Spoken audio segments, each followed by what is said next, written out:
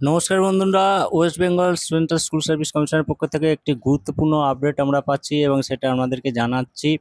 সেটা হলো যে অবশেষে কিন্তু যে নতুন এসএলএসটি পরীক্ষা এবং নতুন যে এসএসসি 2025-এর পরীক্ষা সেকেন্ড এসএলএসটি তার কিন্তু আজকে যে এক্সামিনেশনের ডেটটা অর্থাৎ পরীক্ষার তারিখটা কিন্তু সম্ভাব্য পরীক্ষার তারিখটা সেটা দেওয়া হয়েছে। একটা নোটিফিকেশান জারি করা হয়েছে যেটা ইস্টার্ন রিজিয়ন থেকে ওয়েস্ট বেঙ্গল রিজিওনাল যে স্কুল সার্ভিস কমিশন দেখুন ইস্টার্ন রিজিয়ন সেখান থেকে আজকের এই যে 18/7/2025 18ই জুলাই একটি নোটিফিকেশান জারি করা হয়েছে এবং সেটা বলা হচ্ছে যে টু দ্য প্রিন্সিপাল সেক্রেটারি বা হেডমাস্টার হেডমিস্টার বিভিন্ন স্কুলের কাছে এটা পাঠানো হয়েছে।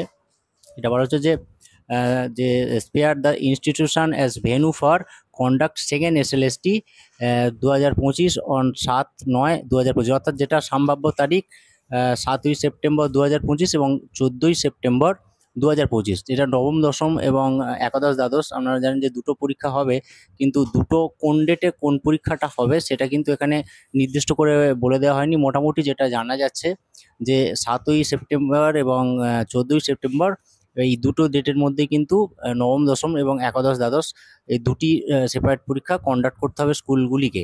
এবং সেই মতো বলা হচ্ছে যে সমস্ত স্কুলের কাছে এই নোটিফিকেশানটা পৌঁছে দেওয়ার ব্যবস্থা করা হচ্ছে এবং তার জন্য যে প্রয়োজনীয় স্টেপ সেগুলোও কিন্তু নিতে বলা হচ্ছে। যেমন বলা হচ্ছে যে আপনারা জানেন যে আহ, ওই সময় অর্থাৎ 8 তারিখ থেকে উচ্চ মাধ্যমিকের পরীক্ষা আছে। তো যে স্কুলগুলোতে উচ্চ মাধ্যমিকের ফার্স্ট সামেটিভ যে পরীক্ষাটা হবে আর কি, মানে ফার্স্ট সেমিস্টার যে পরীক্ষাটা হবে, তো তাদের জন্য যে এই যে ভেন্যুটা কন্ডাক্ট করার ব্যবস্থা করতে বলা হচ্ছে।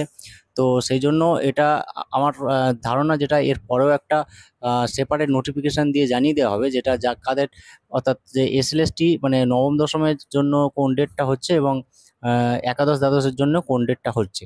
তো মোটামুটি এটাই একটা টেন্টেটিভ ডেট মোটামুটি এটা সিলেক্ট করা হয়েছে, যেটা বললাম যে ইস্টার্ন রিজিয়ন থেকে এই নোটিফিকেশানটা জারি করা হচ্ছে এবং এটা আপনাদেরকে জানালাম। আপনারা অবশ্যই সঙ্গে থাকুন, পরবর্তী আপডেট পেলে অবশ্যই জানিয়ে দেবো এবং নোটিফিকেশানটা যদি প্রয়োজন হয় পিডিএফ আকারে অবশ্যই আপনারা কমেন্ট করে জানাবেন, তাহলে আমরা চেষ্টা করব ডেসক্রিপশন বক্সে যাতে এই পিডিএফ লিঙ্কটা দিয়ে দিতে যাতে সবাই দেখতে পায়।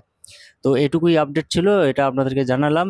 সবাই খুব ভালোভাবে প্রস্তুতি নিন এবং একটা ব্যাপার বলার আছে, খুব সম্ভবত যে এই নতুন নোটিফিকেশনের বিরুদ্ধে যে যোগ্য শিক্ষকরা তারা যে সুপ্রিম কোর্টে যাওয়ার তোড়জোড় শুরু করেছে, যদিও এটা এই প্রসঙ্গে জরুরি নয়, কারণ ওটা একটা দিক।